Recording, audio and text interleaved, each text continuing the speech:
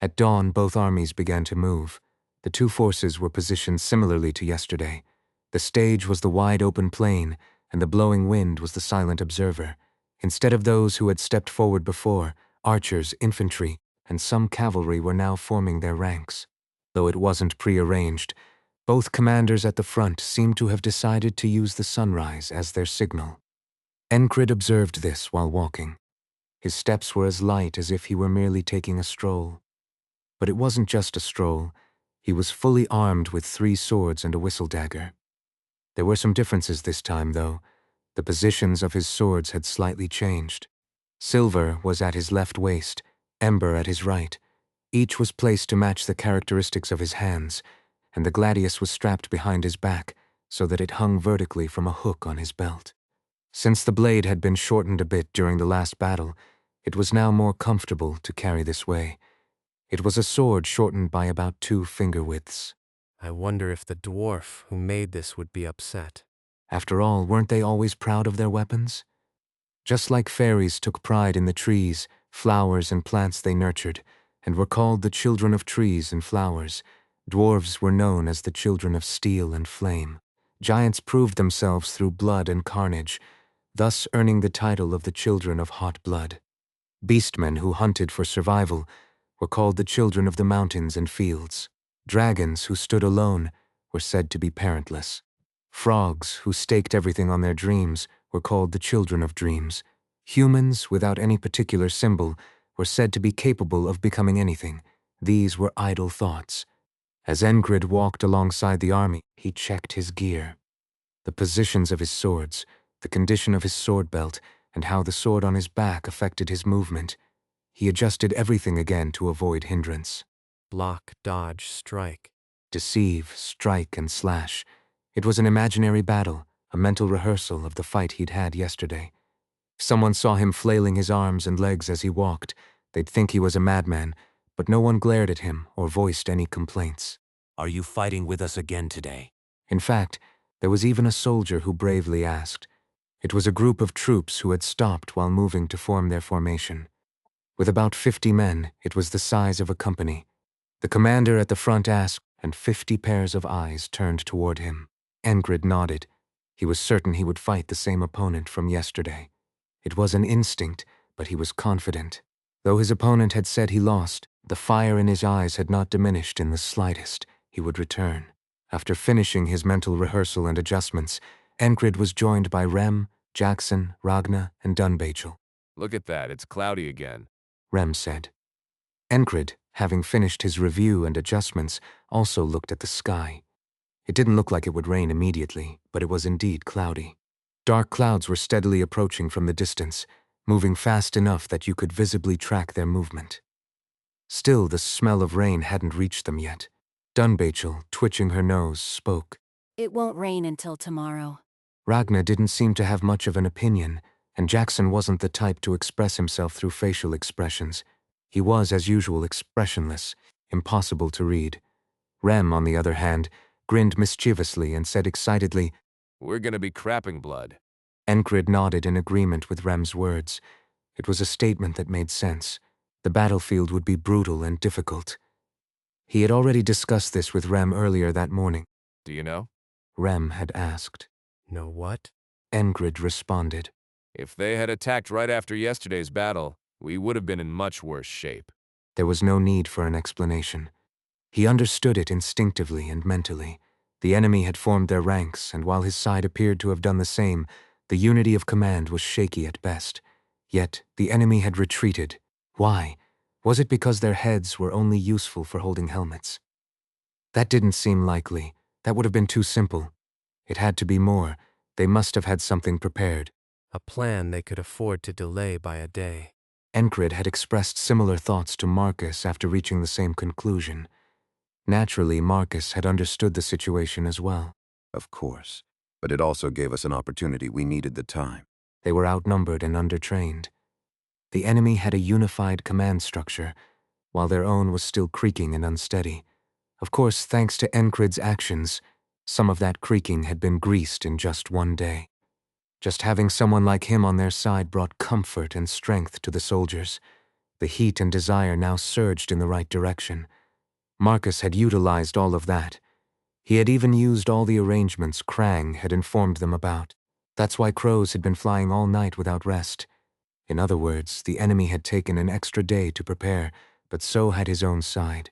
That's why we even roasted meat. Enkrid's reverie faded at Rem's words. What did he mean by that? It meant that Rem had cooked up his battle tactics with eager anticipation. Even when he captured and killed the immortal madman, Rem had been full of dissatisfaction. Why wouldn't he be? It hadn't been a proper fight, but rather a chase after a fleeing foe. Rem had wanted to fight. He wanted to battle until the blood flowed free. Desire and longing burned within him, wanting to be unleashed without restraint. It was like a campfire stacked high with logs, ready to blaze out of control. I'll fight until nothing remains.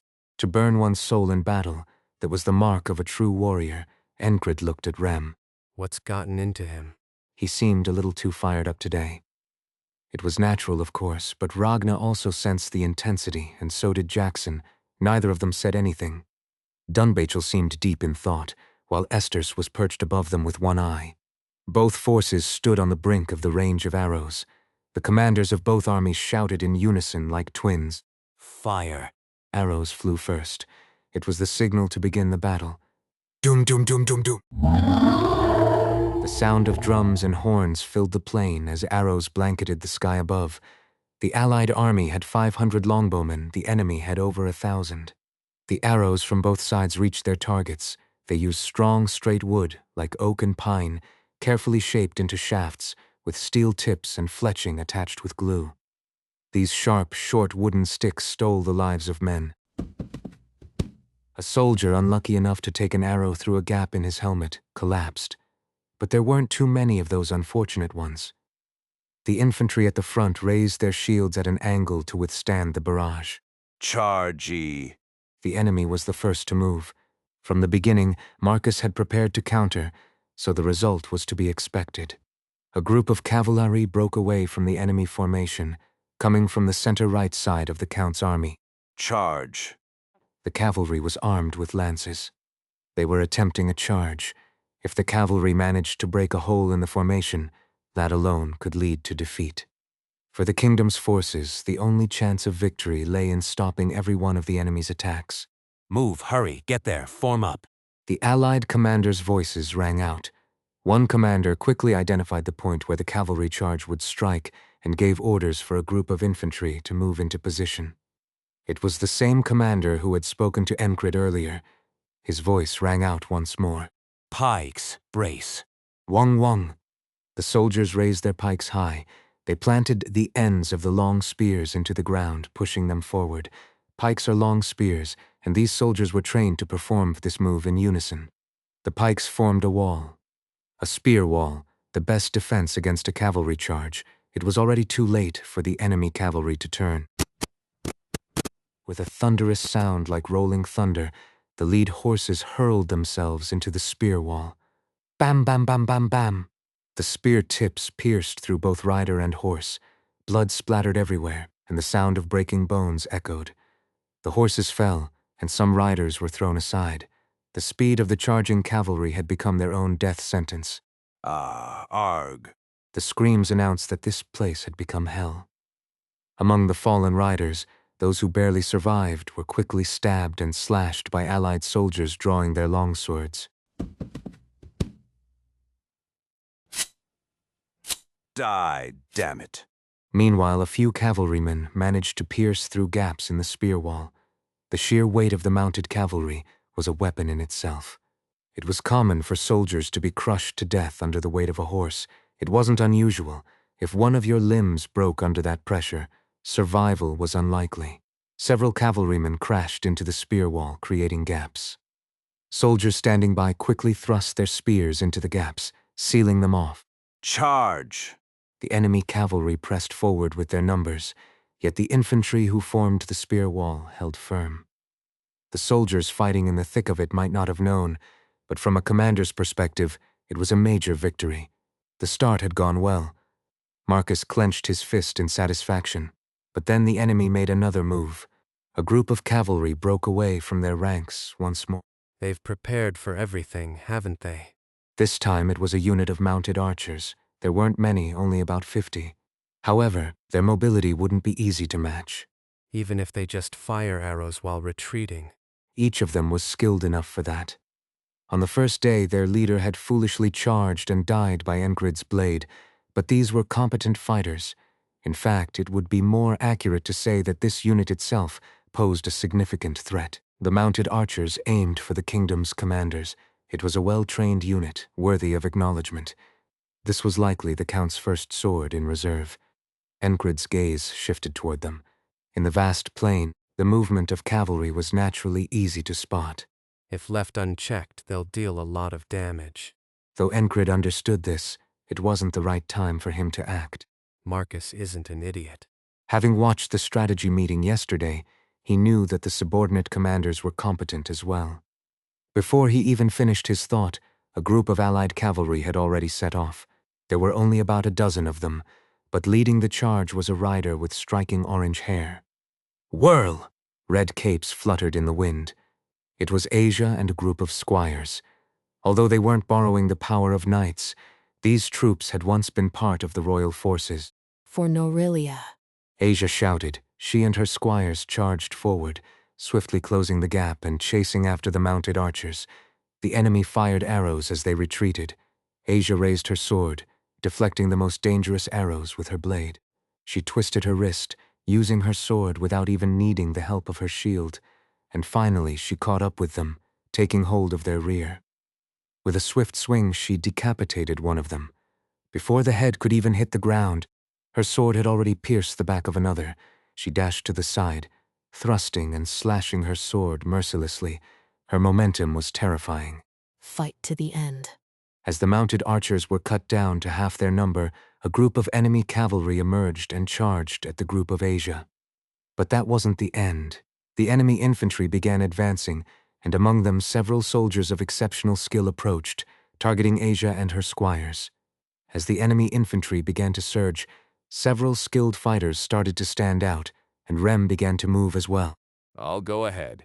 The moment Rem kicked off the ground, his body seemed to elongate as he propelled himself forward at an incredible speed. It was a movement that required finesse. Of course, Enkrid could do it too. It was a matter of using one's strength, often referred to as great strength, to press into the ground. Instead of jumping upward, the force was transferred forward. However, it wasn't something easily done. Enkrid had practiced countless times to master the technique. Rem rushed toward an enemy who had broken away from the infantry. The enemy saw him and turned to charge directly at him. The enemy wielded 2 hammers. Rem drew his axe and swung it, while the enemy brought down his hammers. With a deafening crash, the infantry nearby parted, giving them space. In that moment, Enkrid noticed a shadow emerging from behind Rem. A soldier who had been hiding among the retreating infantry lunged forward with a stab. His movements were incredibly swift, and the thrust was shockingly fast and sharp. It was an unexpected moment, but Rem twisted his body and dodged. The blade grazed his lower back, and as he evaded, Rem swung his axe downward, forcing his opponent to retreat. There was no need to intervene. If it became dangerous, Rem could handle himself, and if not, he would win. That was Rem standing there. Let's start cutting down their numbers. Enkrid shifted his gaze away from Rem and muttered. That barbarian sure knows how to pick the juiciest targets. Ragnar stepped forward as he spoke. He was heading toward one flank of the enemy infantry. He walked with steady steps.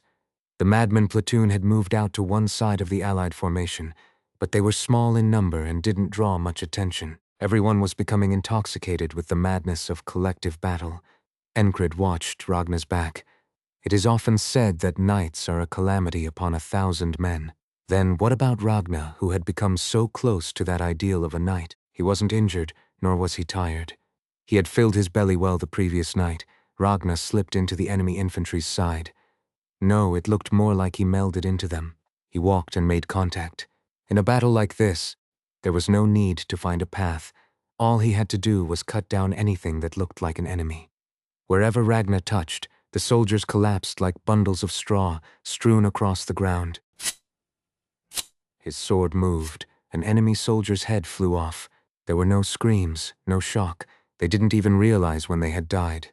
As Ragnar calmly swung his sword, the number of enemies began to dwindle. One by one, soldiers fell, and before long, so many had died in such a short time that the enemy became aware of Ragnar. But that changed nothing. Knowing only made it worse. It was as if the Grim Reaper had descended among common soldiers. Enkrid observed a few figures moving within the enemy ranks and spoke. He noticed some of the enemy soldiers were moving with purpose. Jackson. Leave them to me. It was clear he intended to handle it himself. The enemy wasn't stupid. 5 monsters weren't the only threat.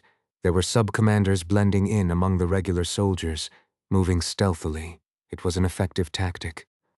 By hiding specialized forces among the common troops, they could steadily whittle down the Allied forces. No matter how dominant their formation was, a few elite soldiers could turn the tide of the battle. It was the right move to stop them before that happened. Jackson began tracking and targeting the skilled fighters among the enemy one by one. Meanwhile, Enkrid began walking toward the enemy lines again. What's with this guy? As Enkrid approached the part of the enemy formation that had yet to engage in battle, an enemy soldier shouted in alarm but did not rush recklessly to break ranks. Enkrid ignored him and kept walking. A massive shadow loomed before him. It was cast by a man standing with his back to the sun. He was huge, larger even than Auden. My name is Benukt. I am a giant.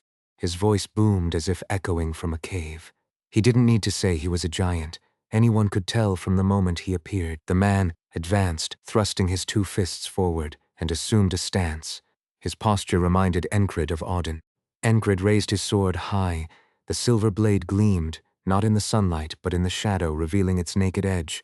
The two locked into their stances, reading each other's breath. No, they were trying to. Both watched, seeking the optimal moment to seize the advantage. In that tense moment, Enkrid asked a question. What about your commander? It was a question asking whether he had taken the place of his leader. Benukt, who had been poised to strike at any moment, unleashed the full force of his giant strength. He kicked off the ground, turning his body into a missile. With a rush of wind, he folded the space between them, aiming to strike Enkrid with his shoulder. This was the moment they clashed. A thunderous sound echoed between them, like the beating of a drum. All eyes from the advancing enemy infantry turned toward the two of them. Dust rose from the ground, but soon their forms became visible. Neither had given an inch. They had collided, and the impact was intense, but both had absorbed the blow and held their ground. Enkrid understood what he needed to know from that one clash. This giant Benukt was not as formidable as his size suggested. It wasn't arrogance, nor confidence. It was a cold, objective assessment. Send the Chimera unit. At Count Molson's command, Learbart raised the banner. The messenger, seeing the small flag in his hand, ran while shouting, "Advance." Following the messenger's cry, the second wave of the Count's army began to charge. The Count had sent a group of lycanthropes to the border guard. These were true lycanthropes, humans who had turned into monsters. Of course, that wasn't all he had sent to the border guard. The main force was still here. The cavalry was being pushed back. The mounted archers had been captured by the squires led by Asia, and the infantry was losing in formation combat. It was all due to a force beyond expectation, or more precisely, because of a single clueless swordsman who often got lost. Learbart also witnessed this, but remained calm. Considering their forces, the battle could only be described as pathetic. They were being relentlessly overwhelmed. No, they were actually being pushed back. Yet the Count merely observed, as if it didn't concern him. The Count's forces were sustaining increasing losses due to the decisions of the commanders under his command. In short, people were dying. Amidst this, the Chimera unit charged. It seemed like a reasonable decision.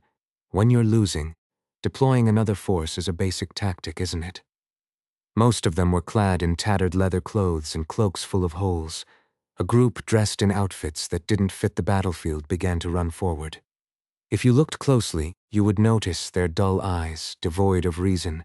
They were a mob following the simple command to advance. At some point, they started running and then transformed.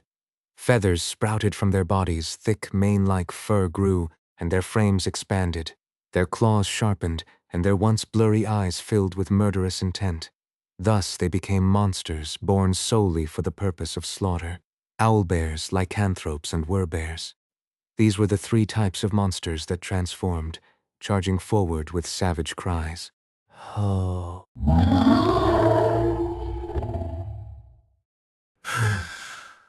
It was a howl that for any normal person would cause chills just from hearing it, triggering primal fear. With these howls, the monsters aimed at the right flank of the royal army. The group of more than 100 beasts was enough to instill despair and frustration in those on the other side. Then it happened. A shout came from one side, directed at the beastly horde. It was undoubtedly a human voice, but there was something different, something more primal in it. Oral. It was a cry that rolled from the tongue, spreading widely with diaphragmatic breathing. Chase the wolves, beasts, you've lost your way, Oral. The shout and cry mixed together. From one side of the plain appeared a group of people, running at a speed unbelievable for infantry. They were so fast that it looked nearly comparable to a cavalry charge. In other words, they weren't falling behind even when compared to the charging monsters. Each of them wielded long staffs or spears, and they wore dark brown leather cloaks. There could be no more than one group like this. They were the shepherds of the wilderness. People who lived by herding sheep while roaming the wilderness. They hailed from the northernmost part of the continent, dealing with the thick-horned mountain goats in the mountains and the fierce herbivores known as gaunt sheep on the plains of the so-called wilderness. Their numbers were fewer than 20, but they were a group comparable to knights.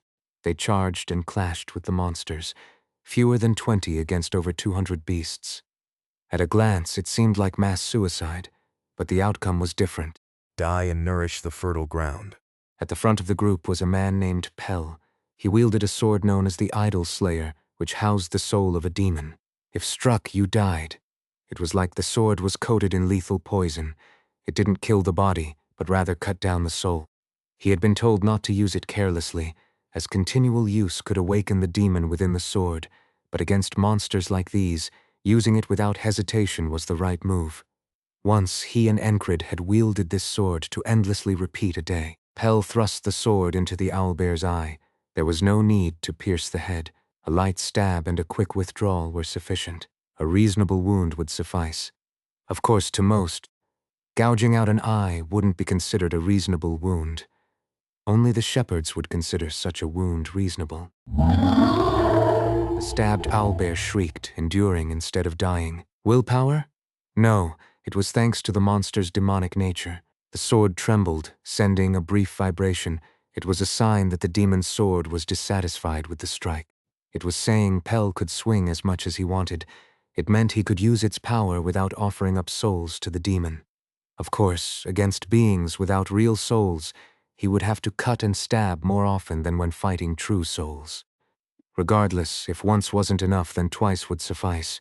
Pell quickly advanced again and stabbed the other eye. With a swipe of its clawed hand, the owlbear lashed out, but Pell dodged by ducking as he withdrew his sword. His eyes gleamed brightly. He instinctively absorbed and understood all the information flooding in from every direction. Pell started moving even more wildly. Then 2 of his comrades approached, older-looking shepherds, one wearing a wolf head hat, the other a bear head hat. You crazy Pell, tone it down. You youngsters these days. One wielded a long spear, the other a long staff. The shepherds of the wilderness had long favored such polearms, spears and staffs. Pell, however, stubbornly stuck to his sword among them. Can't you just leave me alone to do my thing? Pell kicked the dying owlbear and said, You don't want to hear us nagging right now, huh? You're rude because of your father, isn't that right? The noisy old man, despite what Pell thought, he spoke politely. Yes, I was wrong. You only say that only with words. Kids these days, I swear. The old man with the bare head always muttered about kids these days, as if it was a habit. It was easy to ignore him. Pell figured it would be more pleasant to have a conversation with the owlbear at this point. A conversation might include laughter, but Pell would be the only one laughing. The dead couldn't laugh, and there was no way he'd let a monster have that kind of luxury. The 2 old shepherds followed behind Pell, almost as if they were assisting him. 2 more joined them, making a group of 5 moving as one. This was the shepherd's basic formation. 5 would become one, a diamond-shaped spearhead, a staff reinforced with metal at the tip, and Pel's sword relentlessly killed the monstrous test subjects.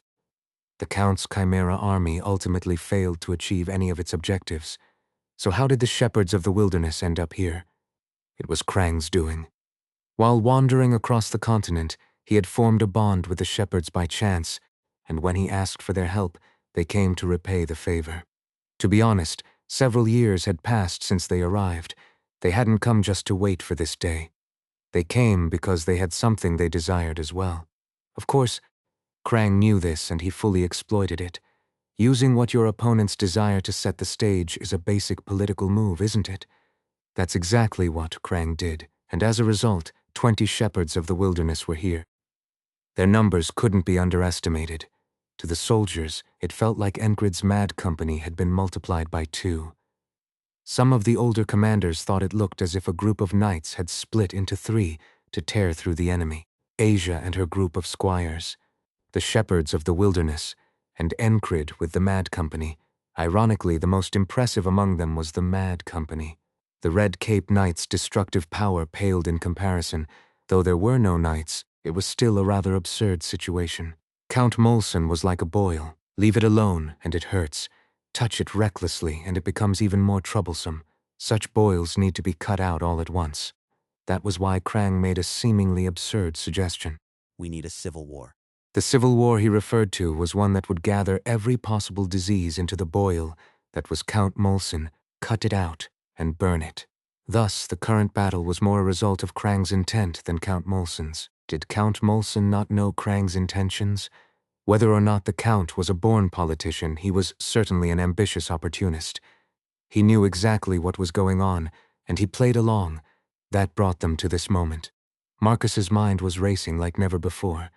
Based on the intel from the scouts, he moved his troops accordingly. Marcus needed to leave no openings and crush every tactic the enemy had prepared. So far, things were going that way. At the same time, Marcus mentally questioned the Count. You didn't expect it to go this far, did you? A completely different military force had been summoned, replacing the knights. Naturally, he thought the enemy would be thrown into confusion.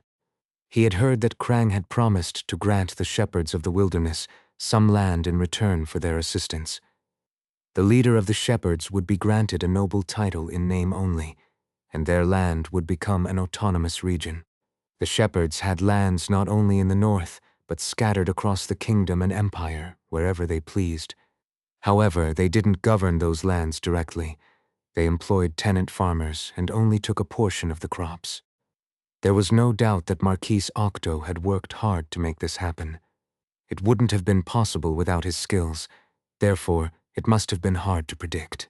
Let's see you stop it, you traitor.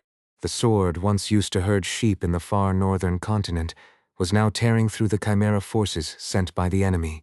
For some reason, Count Molson pushed more forces toward them. The Count's next move was unexpected. What the... Marcus frowned. What on earth was he doing? Is he trying to overwhelm them with numbers? They were not well-trained soldiers. Through the path opened by the forces splitting left and right, the rear unit surged forward like a flood. There were so many that they looked like waves crashing forward, but they were simply running without any semblance of formation. Militia. These were men who farmed the borderlands in peacetime, but became soldiers during war. Militia also received basic military training. Some advanced beyond that and became professional soldiers, while others, though less skilled, were still required to undergo training during peacetime. So these were not militia. They had no formation and were busy recklessly charging forward. They were ordinary civilians, more precisely, people from within the Count's territory who had been handed a spear and sent into battle. Behind them, a group of archers had arrows nocked, ready to shoot. They were led by officers called executioners, whose job was to ensure the men fought, even if it meant killing deserters. Count Molson had established an execution squad. Retreat, and you die by an arrow. Advance, and you die by the enemy's sword. Although there were promises of land and titles for those who survived, giving them a reason to fight, Marcus couldn't know that. Marcus desperately racked his brain. Is he trying to exhaust us? Even knowing this, it was a difficult tactic to counter. The Count wasn't a fool. He had been a prominent figure in his time. In his younger days, he had even been called the protector of his territory. As the human shields reached Marcus's forces, they were immediately cut down and torn apart. It was the obvious result. Behind them, the Count's trained army surged forward as well. The battle continued without pause. Whatever the Count's intentions were, one thing was clear. As much blood would flow as if a downpour had struck the land. Ragnar was in the thick of the fight, stabbing and slashing at enemies. Block it. Kill him. Blood splattered, bones broke, heads exploded, spilling brains onto the ground. Severed limbs fell, and beside them lay the corpses of soldiers who died with their eyes still open. Ragnar showed no mercy with his sword. It was more accurate to say he didn't care much for the lives of those he killed. Instead, he focused on honing his technique. He treated the battlefield as a place of training, and he could afford to. He stabbed, slashed, and swung his sword while thinking, reviewing the fight and gaining insight. He did all of this at once. In the process, he created a few new techniques. As he did so, he naturally combined and refined what he had. He discarded what needed to be discarded and kept what was worth keeping. Interrupting momentum is a grappling technique. He had learned it from a junior knight he had fought earlier, but upon reflection, he realized it was a technique not worth holding on to. It was useful against weaker opponents, but would be meaningless against those of equal skill. It might cause brief confusion, but expecting more than that would be unrealistic. Therefore, it wasn't necessary. Ragnar discarded what he had learned and forgot about it. There were a few other small insights. Stronger and faster. In general, he aimed to increase his strength and speed. He added power to his basic techniques of slashing and stabbing. The key was physical enhancement. It went beyond regular training to a technique that relied on his will to enhance his body. He didn't need to question whether this was the right path. He didn't need to ask anyone for guidance or look around to check his bearings. That was his talent, the genius that people called a gift from the heavens. Ragnar was in the midst of creating, refining, and repeating the techniques he needed to master. In the midst of all this, a group of people who didn't even know how to fight reached him. They were the so-called militia sent by the Count. They're annoying. Reason? There was no need to know. Without a second thought, Ragnar moved. He pushed off the ground, looking for someone worthy of his sword, professional soldiers at the very least. It didn't take long before he found a group to fight. As soon as Ragnar approached, the formation opened up, forming a circle with an empty center as if inviting him in. Ragnar walked straight into the formation they had created. Once he was in the middle, the soldiers carrying large rectangular shields surrounded him in a ring. It was clear these soldiers had trained for hunting beasts. Their movements gave it away. Now. The moment he stepped inside, a net flew over his head. Along with it, crossbow bolts and arrows shot at him from all directions, all aimed at him alone. Ragnar raised his sword and slashed through the net. It wasn't difficult. Slashing the net and avoiding the arrows wasn't much harder either. He moved fluidly, like water, swinging his sword horizontally at the shields. His intention was to cut through both the shields and the men behind them in one blow. But it was a first. His sword had been stopped. These weren't knights or even junior knights, and yet their shields had blocked him. These were no ordinary shields. The soldiers holding them weren't ordinary either. They were heavily armored infantry, clad head to toe in thick metal. The shields they held were 3-layered metal slabs, 5 times heavier than regular shields. Even with the power of severance, it was impossible for a sword to cut through something physically longer than its own blade. That's exactly what had just happened.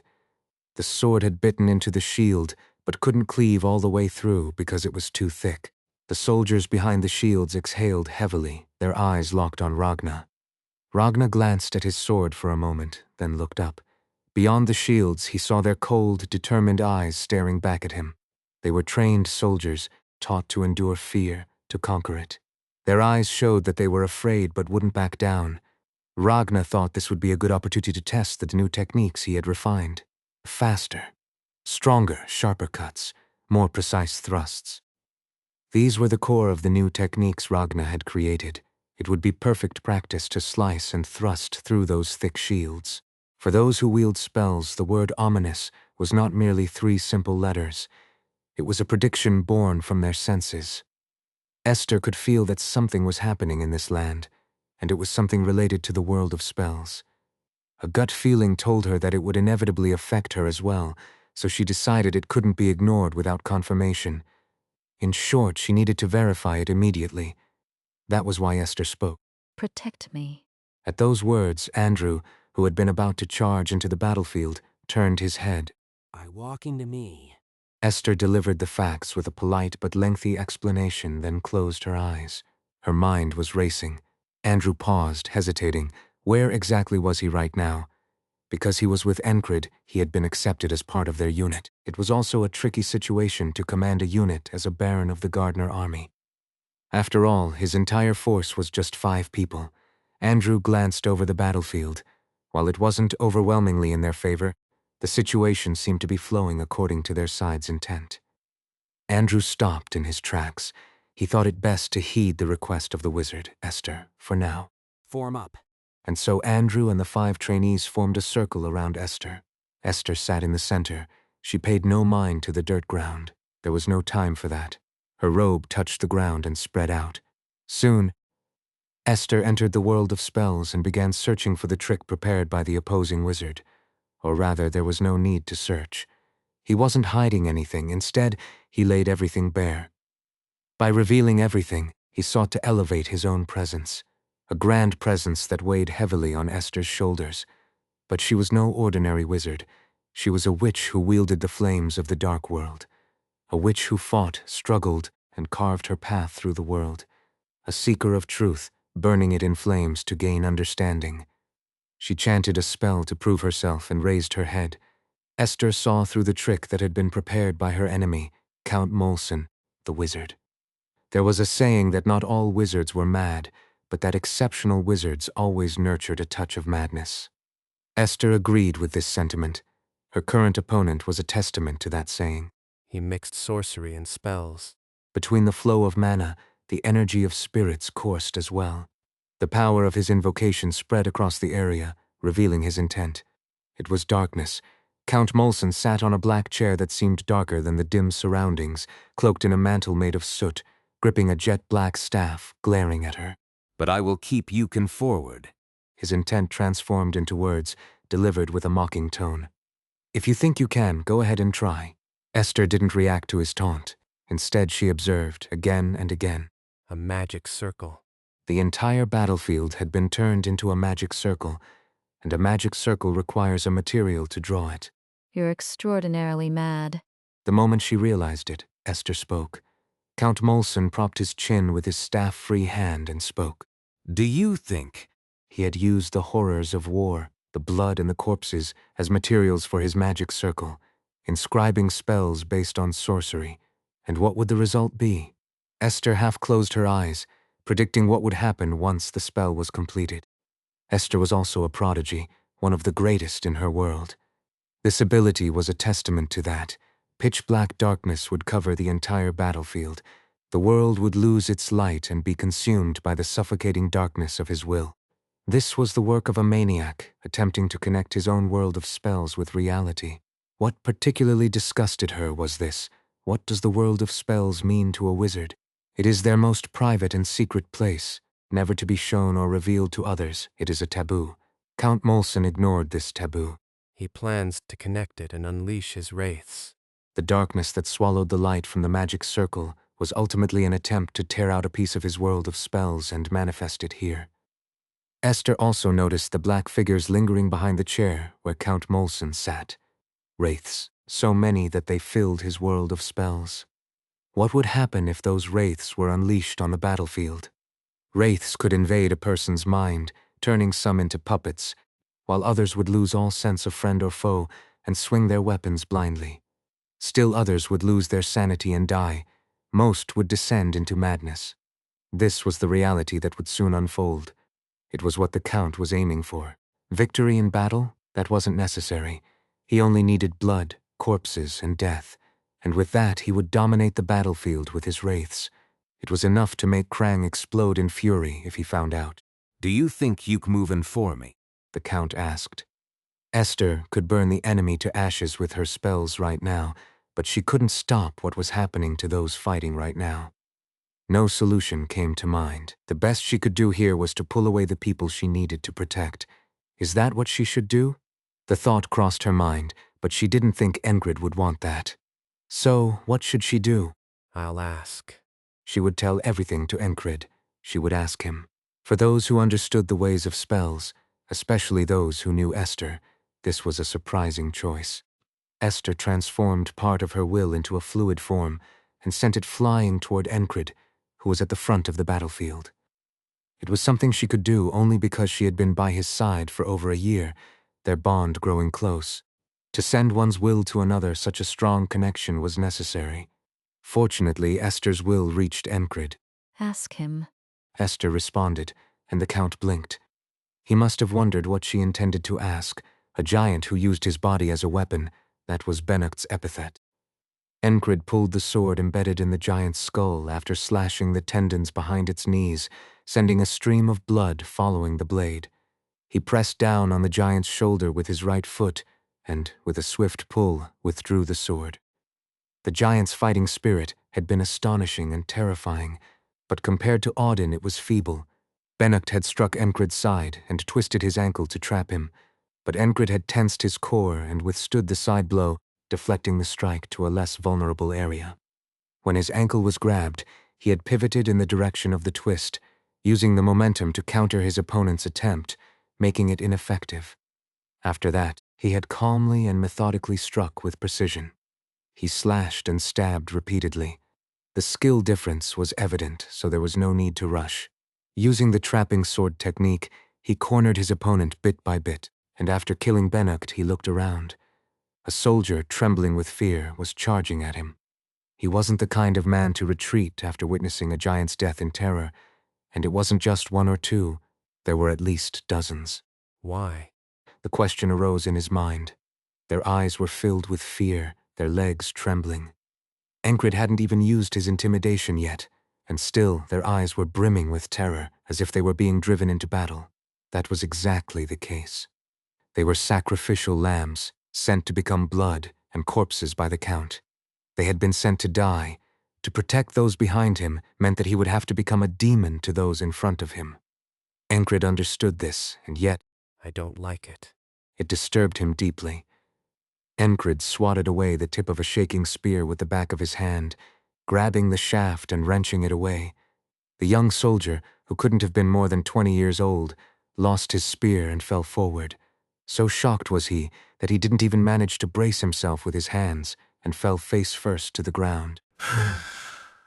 A scream erupted. Enkrid cut through the next soldier's spear with his sword and kicked the one behind him in the jaw. Though the kick was light, it lifted the man's chin, his eyes rolling back as he collapsed. After knocking down a dozen or so, no one else dared to approach. Their eyes were filled with a mix of wariness and fear, their pupils revealing their complex emotions. Enkrid disliked all of it, the blood of the dying, their flesh and bones, the death that flowed. Staining the ground, it was an unease that started as an instinct and solidified into a sense of dread. Why? This was the battlefield, and by now the battlefield had become a familiar place. Enkrid knew all too well that to protect those behind him, he had to become a demon to those in front of him. As he surveyed his surroundings, on alert, a blue mist-like substance approached and touched him from behind. It was the fluid containing Esther's will. She conveyed to Enkrid what she had seen, heard, and understood. It was a strange experience, hearing Esther's voice as if it were whispering directly into his ear. The words she delivered, the filthy scheme of the Count, were the true source of his discomfort. While Enkrid didn't fully understand what the magic circle was, or what exactly the Count was planning, it was clear that whatever that bastard desired, it was something that needed to be stopped. The fact that the battlefield had become the Count's tool also fueled his anger. As Enkrid turned and moved through the enemy lines, the soldiers parted to let him pass.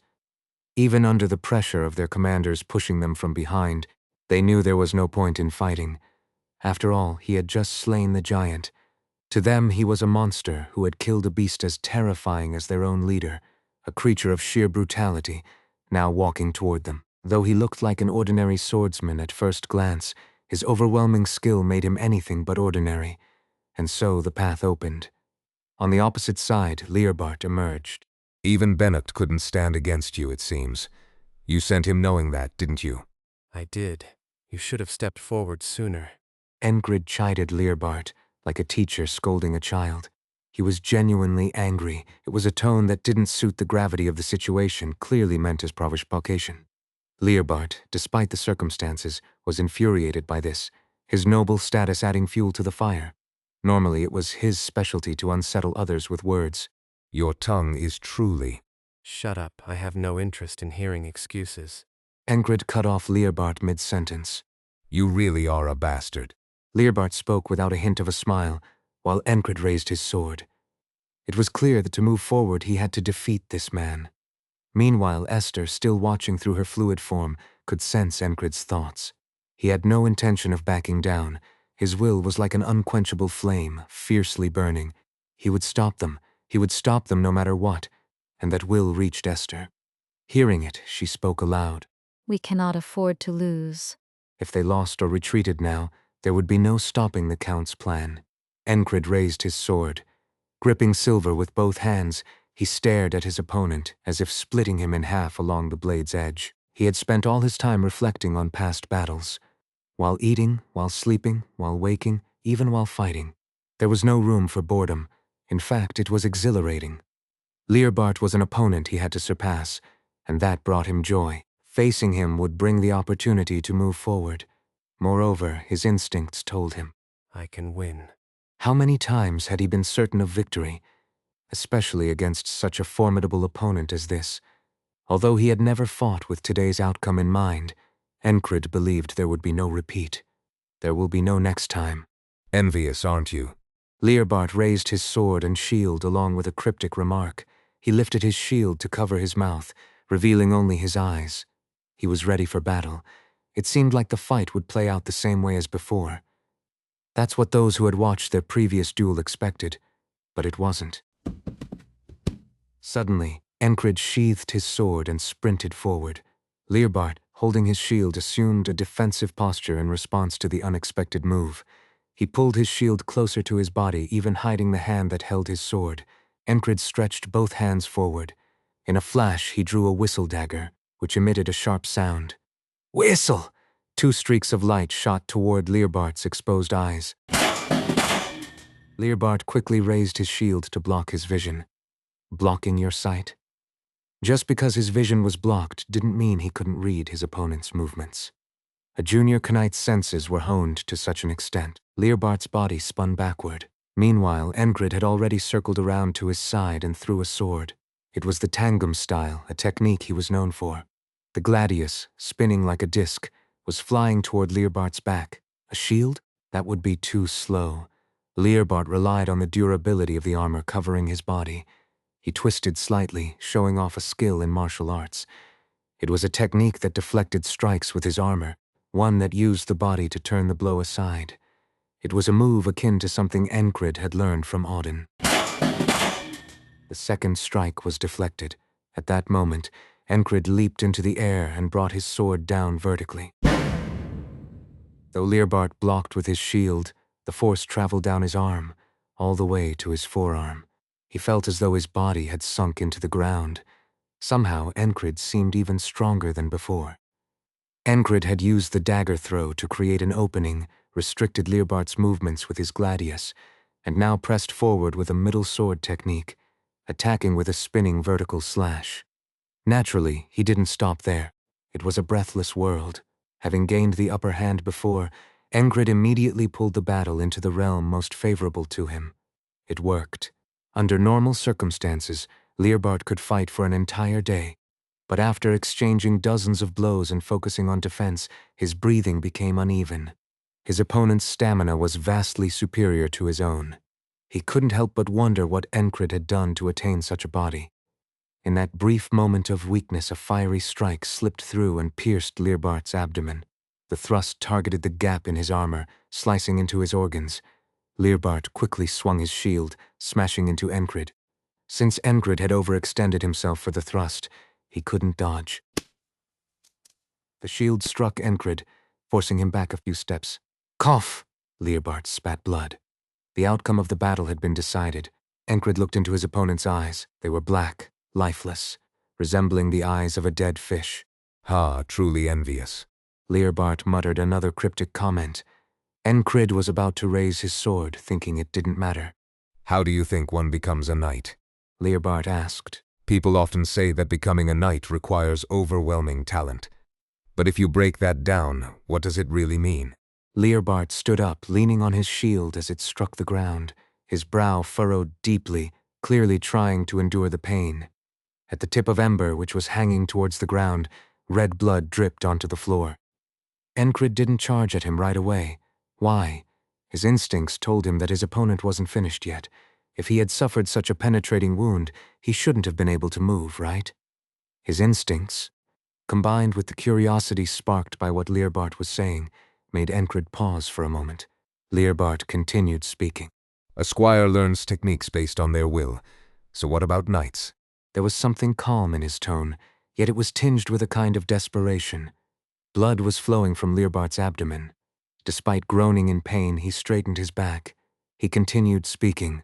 It's different, really different.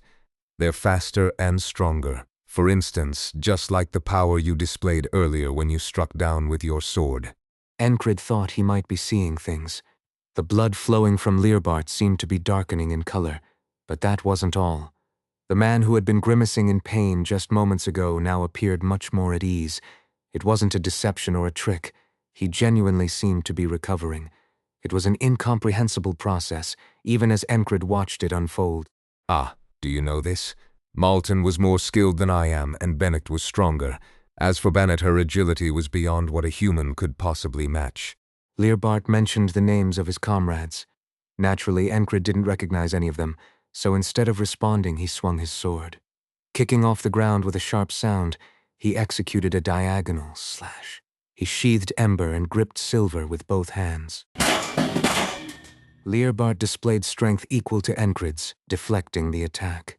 The sound of metal clashing erupted loudly, and sparks flew fiercely. What is this?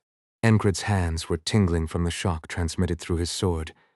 After exchanging blows and retreating, he saw Leerbart mimicking the trajectory of his earlier strike, swinging his sword through the air. He held the sword with just one hand. He had blocked Enkrid's two-handed slash with a single hand. He repeated the motions as if getting accustomed to a new sword: diagonal slash, vertical slash, horizontal slash, thrust. The movements were basic and simple, but the strength behind them was far from what it had been earlier. The air stirred as the sword fell, vertical to the ground, and brushed past Enkrid's cheek. So this is what it is. As he spoke, the blood flowing from his side mixed with a dark black substance, turning into a dark red, and soon after the bleeding stopped. The hair on Leerbart's face grew out like spikes, and the fuzz on his face lengthened, covering it. Yet his eye color didn't change. The cold gaze he had initially was gone. Instead, his eyes were filled with a burning intensity. It was a flame of slaughter and lust, twisted and distorted. It wasn't pure passion. It was a warped and vile emotion. If you can master every ability to the level of a knight, then you can become a knight. Leerbart spoke. His words weren't wrong. If you could match a knight in physical ability, reaction speed, strength, and agility, then in theory, you could challenge a knight. That would be the path to becoming one. Leerbart's entire body was now covered in fur. He was no longer human as he had been moments before. He resented the world that had driven him to this point. That's why he wanted to tell his story. Why he had been forced to go to such lengths. Why he had no choice but to do so. It was a story he couldn't hold back. Sometimes people are driven to share their story. For Leerbart, this was that moment. Before him stood someone who had won, someone blessed with talent. He didn't know Enkrid well enough to realize that his opponent hadn't reached this point purely through talent, because otherwise it didn't make sense. So he spoke. His arms and hands were covered in fur. He let the hand holding his sword hang down and opened his mouth. His throat had changed slightly, but it wasn't so different that he couldn't speak. He had struggled to get used to it at first, but not anymore. Sometimes, to become a knight, some people must risk their lives. But if death is inevitable, should they still walk that path? He had reached the edge of the cliff, and now all that was left was to jump. Should he jump, even knowing he would die? Another person's single step was a step that I had to risk my life to take. Learbart's words were filled with bitterness. Was it over after I was lucky enough to make it across once? No, it wasn't. I had to cross several times, face other cliffs, so I gave up. It could have been a lie. Enkrid hadn't reached this point through talent. From any perspective, Learbart's talent seemed far greater. The man lamented his lack of talent and cursed the world for it, speaking of his suffering and despair. At times he must have cursed the goddess of luck. At other times he must have cursed fate, and now, here he was. Even so, Enkrid didn't feel as if the man's words were deceptive. Rem has his path. Ragna has Ragna's path, Jackson has Jackson's path, Auden has Auden's path, Dunbachel, Teresa, Esther, Andrew, everyone walks their own path, and Enkrid had his. Just because someone lamented over their lack of talent didn't mean he had to agree with their sorrowful tune. So he didn't think it was a lie. So he didn't harbor any resentment. So he showed no emotion toward his opponent. Learbart felt disturbed. When you say something like this, there should be some kind of response. Usually there are two types of reactions. Wasn't that always the case?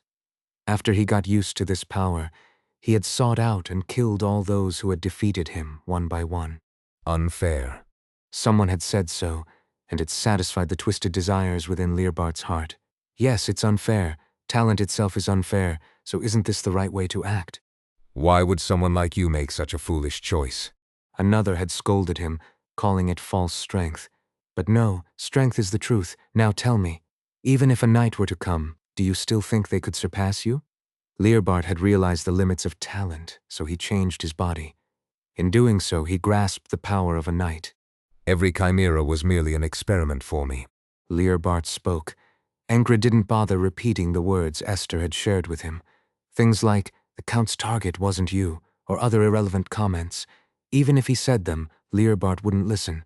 And even if he listened, nothing would change. Enkrid raised his sword. Learbart looked into the bright blue eyes shining through Enkrid's dark hair. Those eyes were still unwavering, focused, and determined. Learbart wanted to gouge those eyes out. He hated them. In the end, the more he looked at this man, the more uncomfortable he felt.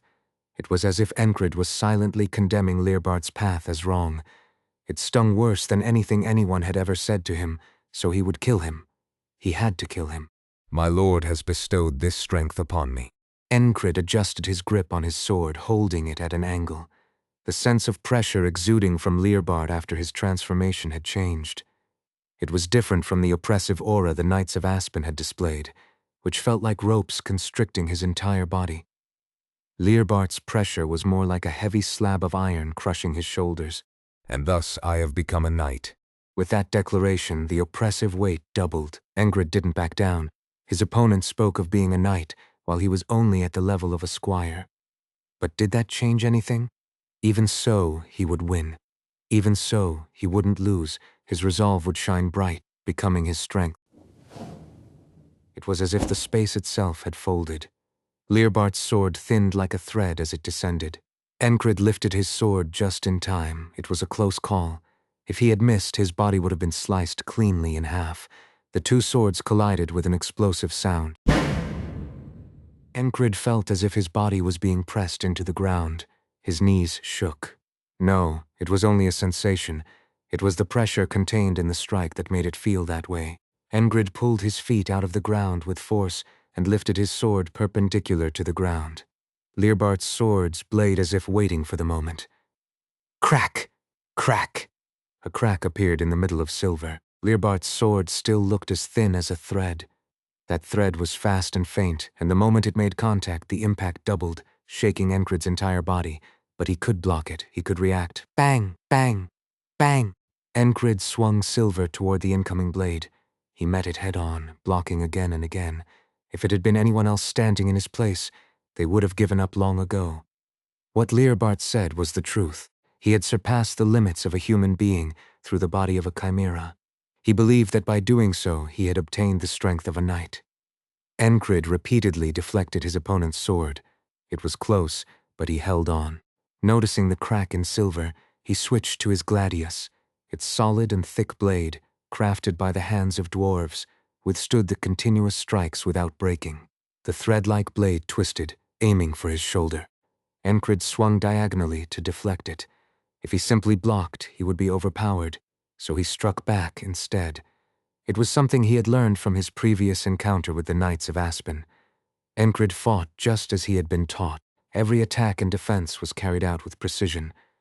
After more than 30 exchanges of strikes, barely holding on, Learbart took a step back. He couldn't help but feel a sense of doubt.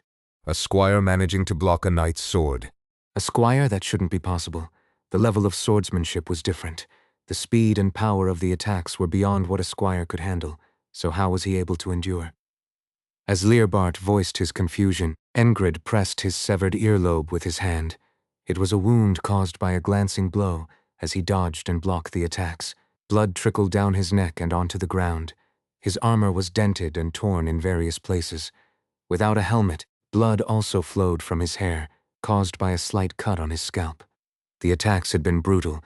The sword moved as freely as a thread, yet Enkrid had managed to block it, because it was easier to block than Ragnar's slashes, because it was easier to handle than Rem's axe strikes, because it was easier to anticipate than Jackson's silent sword, because it was easier to withstand than Auden's brute punches. All of those experiences had prepared him for this. At least, that's how he felt right now. Are you really a knight? Enkrid questioned. He knew that if Learbart were a true knight, this wouldn't be the limit of his power. Realizing this, Enkrid spoke again. You've never actually faced a knight, have you? It was the truth. Learbart had been afraid of defeat and death, terrified of confirming the difference in talent. That's why, deep down, he had hoped to face a knight this time. He needed to surpass his limits now. He believed he could overcome them. Enkrid had figured it out. The anger in Learbart's eyes grew, fueled by frustration. From a mere squire? Enkrid grinned and spoke. As I see it, you're not even as good as Ragna. Who was that? Learbart didn't ask. He could sense Enkrid's intention. He was mocking him, mirroring how Learbart had earlier mentioned the names of his comrades. Even if Rem put in a bit of effort, he could take you down. A knight? Enkrid raised his tone at the end, provoking Learbart further. What if, even after all this, he still couldn't become a knight? What had he become after abandoning his humanity? He had walked a path soaked in blood, killing his family and slaughtering everyone in his household. Starting with his fiancée, he had thrown several of his own kin into the experiments. He had sacrificed everyone who had once followed him on the altar. And yet, even after all this, he couldn't become a knight. A few punches from Auden might knock some sense into you. Maybe it's time for you to devote yourself to a god. What do you think? Enkrid spoke, panting for breath, his arm trembling as he held his sword. Those words snapped the last thread of Learbart's sanity. I'll kill you, and then I'll hunt down every one of the people you've mentioned and kill them too. With those words, Learbart charged at Enkrid with twice the speed and force he had before his transformation. When he said, "I'll hunt them down one by one," his sword was already flying toward Engrid's head, aiming to cleave his skull. Once again, Enkrid barely managed to block the strike. The metallic sound echoed across the battlefield. By now, more eyes had gathered to watch. The soldiers, both friend and foe, had stopped fighting, drawn to the outcome of this duel. Their fight wouldn't determine the outcome of the war, but it was a battle no one could look away from. A duel where two lives clashed, and the truth of whose path was right or wrong would be decided. Both men had carved out their lives with swords, so it was only natural that they now spoke through them. Their swords clashed again. Enkrid's body was accumulating more and more wounds. His shoulder guard flew off with a sharp crack. A scratch appeared on his cheek. Blood sprayed in the air. His thigh was slashed as well. Despite being pushed back, Enkrid kept the same thought in mind. Esther had told him he couldn't lose. If he lost here, he would be forced back, and he'd have to start over from the morning. So if he died, would it just mean repeating the same day again? If he had lived with that mindset, he would have already been trapped in an ordinary, unremarkable life. I will win. He would not lose. His resolve remained unwavering. Once again, his determination became his strength, shining bright. A new manifestation of willpower emerged. It was the fourth will following rejection, the moment, and intimidation. The will of rejection, which he had realized thanks to a mad shepherd's sword. Then, the will of moment, which he obtained through exploring speed, the crushing sword derived from intimidation. Enkrid had awakened his will on his own and advanced forward. As he did, he naturally reflected on the path he had walked and envisioned the path ahead. The crushing sword was a middle sword, and the instantaneous sword was a fast sword.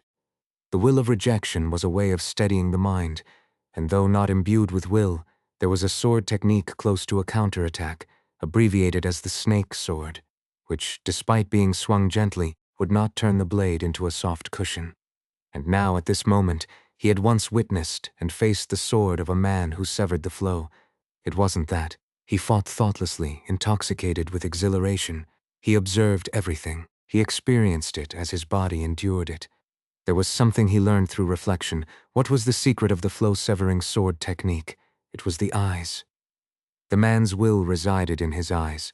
By observing, grasping, and judging, he severed the flow. Thus he could not sever the flow of a superior opponent. It was a technique close to being incomplete. Enkrid had also witnessed the iron wall technique that the man named Learbart had used before he transformed. It was an absolute defense through shield and armor. It was a technique meant to wear down the opponent through a prolonged battle. What was the key to achieving it? Endurance? The strength to hold by training the body's core? Firm leg strength? There was only one thing that was most important. Persistence. It was the will of persistence. Of all the techniques Enkrid had seen, it was the one that manifested will for the longest time. The iron wall defense was a technique where the will, called persistence, resided at the core of the body to hold out. Eyes and persistence. He understood, reflected, and realized. Now he mixes in the sense of attack. It's about infusing sensitivity, the kind that opens the gate of sixth sense. What he wanted to do was simple: infuse will into the correct sword technique, also known as the trapping sword, and the reason it was possible was clear. He had already experienced it before. He had done it. It was when he faced the centaur leader who wielded a glaive. His senses had gone wild, predicting the opponent's actions based on countless experiences. His heightened senses allowed him to avoid and deflect attacks by glimpsing into the future. It was a moment where accumulated experiences led to enlightenment, a moment where determination turned into will, shining and interfering with reality. It was a moment when the intangible force called will manifested in the real world. Enkrid's eyes looked at his opponent's entire body. The movement of the muscles, the changes in the fingers, the direction of the feet, the differences in breathing, even the influence of the dust swirling in the air. His senses rampaged uncontrollably. For an ordinary person, their head would have burst from the flood of information. Enkrid selectively took in only what was necessary. This was an ability made possible by today's repeated death-defying experiences. Thanks to the accumulated experiences, his sense of judgment about what was necessary and unnecessary was incomparably heightened. Although the sword flying towards him was as thin as a thread, the fact that he barely blocked it meant that he could still react. Despite the danger and threat, Enkrid, in such a situation, named his will-based technique. By naming it, he was able to fully recognize and use it. Eyes that see a step ahead. It was the name of a skill based on will. Enkrid saw his opponent's next move in advance. As he said, he had experienced something similar before, but this time it was several times clearer and more vivid than back then.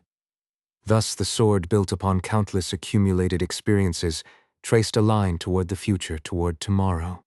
Had it been Ragna, he might have reached it in an instant, but Enkrid had walked and arrived in his own way, so there was no need to envy another's talent. This was the decisive difference between the opponent before him and Enkrid. Since he knew neither despair nor hopelessness, he could forget envy and simply move forward. For the first time he dodged the thread-thin sword. Learbart's sword cut through part of Enkrid's hair as it passed by. The severed strands exploded and scattered into the air. In that brief moment, Enkrid slashed with the minimum movement and action. In truth, it was the result of reading and rereading the opponent's moves several times. Using the trapping sword, he fanned the flames to block, applied the crushing sword to hold his ground, and finally delivered a strike. The short and roughened tip of the gladius stabbed into the opponent's chest. Even if he had transformed into a monster, that didn't mean he had two hearts. The sensation of the blade penetrating the muscle traveled through the handle. As soon as Enkrid stabbed, he threw himself backward. Learbart's left fist passed through the spot where Enkrid had just been. If that punch had landed, something would surely have broken. Enkrid evaded by falling backward, and even as his posture was disrupted, he kicked the sword he had stabbed. Smack! Thump! The tip of the sword pierced out through the opponent's back. Gah. Learbart coughed up blood. Dark red blood gushed over Enkrid's face. Enkrid, rolling backward with the falling blood, hid a whistle dagger in his left hand while gripping the hilt of silver in his right. Dark red blood dripped down his chin. Without batting an eye, Enkrid raised his sword while kneeling on one knee. His eyes ached sharply, and his head throbbed painfully. His rampaging senses, combined with his sixth sense, allowed him to predict the opponent's movements. It was no wonder his head hurt. This technique couldn't be used against actual knights. But the opponent right now wasn't a knight. Having fought him, Enkrid clearly felt it. Damn you, God. Learbart spoke as he looked at the sword stuck in his chest. Soon blood began to pour from his eyes as well. His gaze didn't reach Enkrid. He was looking back at his past life. He had been called a genius. They had said he would be the hero to raise his family. He had advanced and advanced. But what had he seen at the end of the road? Nothing but an endless cliff. Only darkness with no path forward. Only a wall that wouldn't let his hand reach what he sought. You damn God. He resented the world. He cursed it endlessly. Learbart pulled the steel from his chest with his own hand. Blood gushed out of the hole left by the sword. It was a fatal wound. He couldn't survive it. Or perhaps he could. Learbart knew the Count's secret. If he went to the Count, maybe he could reattach his life. Hadn't his body already turned into a chimera? So, there was nothing wrong with struggling to live a bit longer. But even if he lived, what could he do? There was no path to return to anymore. Even with this, I can't be a knight. Even though he had sacrificed everything solely for that goal. So now it was over. His eyes turned toward the one who had dragged him back into this harsh reality. Now that he had arrived once again in a world filled with nothing but resentment, despair, and frustration, Learbart cursed his opponent. You will end up the same way. It was the desperate struggle of someone who wanted to become a knight. Though I doubt you'll survive this. It was a curse, laden with the desire for his opponent to just die. Of course, Enkrid didn't pay the slightest attention. He didn't even respond. Learbart collapsed like a puppet with its strings cut. His knees buckled first, and he fell forward. Around his fallen body, dark red blood flowed and soaked into the ground. Enkrid stared at it indifferently, thinking, blood, earth, death. It still didn't sit right with him. The battle was still ongoing elsewhere, but around Enkrid, there was only silence. There was no cheer of victory, no disappointment of defeat. The impact of the fight between Enkrid and Learbart was simply too great for such reactions. Far behind, an old commander of the kingdom's army, who had witnessed the entire duel, clenched his fist and spoke. Have you ever seen a fight between two knight orders? I just saw something beyond that. The commander muttered, and his adjutant nodded slightly in agreement. A shiver ran down the commander's entire body. As he continued to watch the battlefield, Enkrid's voice rang out. This war ends here. It sounded like a command to stop fighting. Everyone, stop fighting. I'll put an end to this cursed war. He spoke again. If it didn't feel right, then it was time to stop. But how do you stop a war that's already begun? If words don't work, then you stop it by force. And if anyone dares to encourage more fighting, you smack them across the nose. Enkrid had already become a master at stopping fights, even between people like Rem, Ragna, Jackson, and Audin, whose talents were practically on the level of knights' grandmasters. What? Are you saying we should stop fighting now? Rem said as he approached. Having watched for who knows how long, he wasn't the only one. Then what do we do now? Ragna was there too. It wasn't bad at all. Jackson was also present. All three had been cutting down enemies. Sensing Learbart's transformation, they had made their way over here. Ragna had fought his way through a wall of shields, refining his own technique as he advanced. Rem had split the head of a man wildly swinging two hammers, and even split a fairy's body in half along the way. Jackson had killed all 5 of the hidden adjutants of the 5 blades scattered around the battlefield. None of them had been a match for him. The 3 could have interfered in Enkrid's fight, but they chose not to. The sword before their eyes was evolving. It would have been a lie to say they weren't astonished by it. That's why they didn't interfere. The intent to change and the will to win were clearly visible. Rem, Ragna, and Jackson couldn't help but be impressed. By now, there was no way they could treat Enkrid lightly. Though it was natural that the battle wouldn't easily stop, just because Enkrid spoke up, the fighting around him slowly began to cease. Tell them to stop fighting. Enkrid said with a long sigh.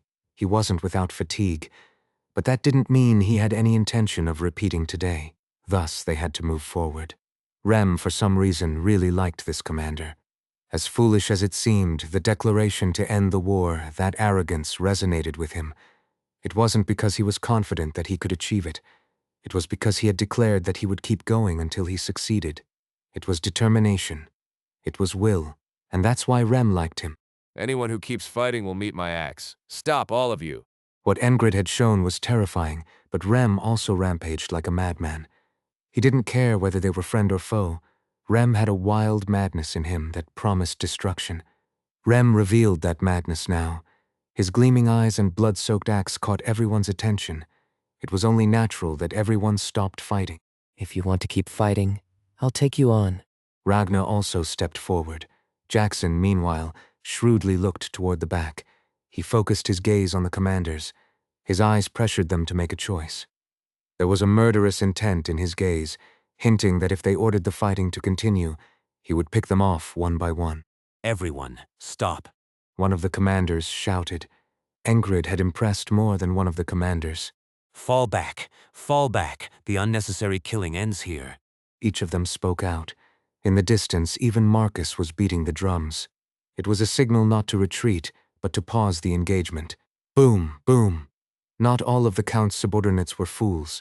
They respected the presence of the Chimera unit and the Count's grand ambitions, but Is this really right? some had begun to feel that this fight wasn't about winning, but about dying. Those individuals began to move, halting the fighting. Stop, stop, and step back. Something unfolded before their eyes that even a bard would have found ridiculous. The fighting stopped. Enkrid, observing the now still battlefield, began walking toward one direction. The sky was dim and overcast.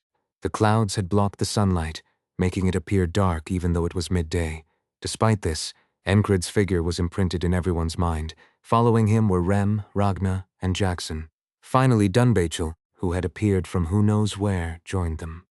As they moved forward, the Count himself, veins bulging with anger, came out to meet them. 5 guards armed with swords, spears, and axes stood beside him. Enkrid looked at the 5 and couldn't tell if Learbart had been a fool or if the Count was just a bastard. The stench of death emanated from those 5 as well. But I will keep moving forward is quite the talent, isn't she? The Count spoke with a smile on his lips, but the veins on his forehead were bulging. His face seemed split in two. The upper half looked enraged, while the lower half appeared as if it were trying to smile. It was clear something wasn't going according to plan. My talents are even more impressive. Shall I show you? Enkrid replied, and a smile crept onto the Count's face. His lips curled up, revealing teeth that appeared strangely black. Do you think... The Count gestured, though even that movement seemed awkward. It was clear that Esther had done something to him. At the Count's gesture, the 5 heavily armed guards stepped forward. Their muscles twisted and swelled. Hair sprouted from their bodies as they began to transform. They couldn't exactly be called werewolves. It was more like parts of monsters had been grafted onto human bodies, blending monster fur and muscles with human flesh. That's exactly how they looked. Disgusting freaks. Rem said, resting his axe on his shoulder. Learbart had been considered a finished product. By contrast, these seemed a little broken. Even if they had strength mimicking a knight's, it was clear that the swollen, bubble-covered parts of their faces weren't normal. But 5 of them, that was a lot. Enkrid thought to himself that while he might be able to handle one, he wasn't sure if he could continue fighting afterward. After all, his body had been pushed to its limit in the fight against Learbart. Yet he had no intention of retreating. I will end this war. It was a declaration, a manifestation of will. Therefore, it was a visible force of intimidation. Enkrid took a step forward. The 5 guards glared at him with their bloodshot eyes.